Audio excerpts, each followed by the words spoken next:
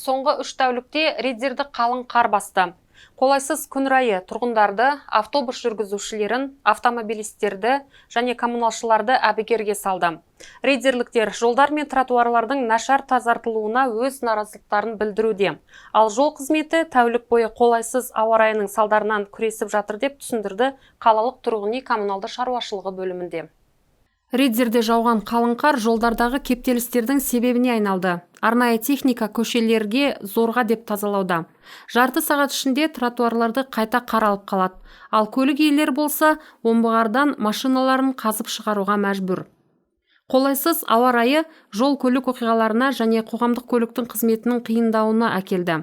Қалалық тұрғын үй коммуналды шаруашылығы бөлімі бүкіл қар тазалайтын техника қаланың орталық көшелеріне және автобус бағдарларына жіберілгенін мәлімдеуде. Последние 3 дня вся техника у нас мобилизована. Соңғы 3 күнде біздің арнайы техникамыз дайын.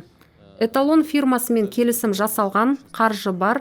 Бірінші кезекте біз жолдар мен тротуарларды қардан тазалаймыз, қоғамдық көлік жүретін жолдарда.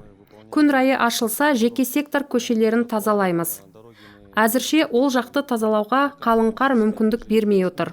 Эталон фирмасының 26 техника бірлігі бар, оның 14-і түнде қозғалыс азайған уақытта жолдарды тазалайды.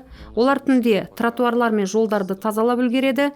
Техниканың 14 бірлігі қар тазалауға жеткілікті. Күн ашылатын болса, жеке сектор көшелерін тазартатын боламыз.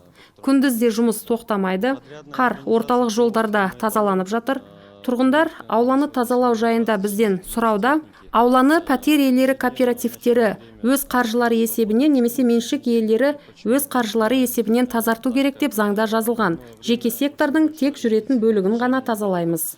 Қала көшелерін қардан тазартуға ондаған техника бірлігі және коммуналды қызметтердің жұмысшылары жұмылдырылған. Алайда жауып жатқан қар бұл жұмысты қиындатуда. Метеорологиялық қызметтер наурыздың аяғына дейін жалғасатын жаңа жауын-шашын туралы ескертіп жатыр.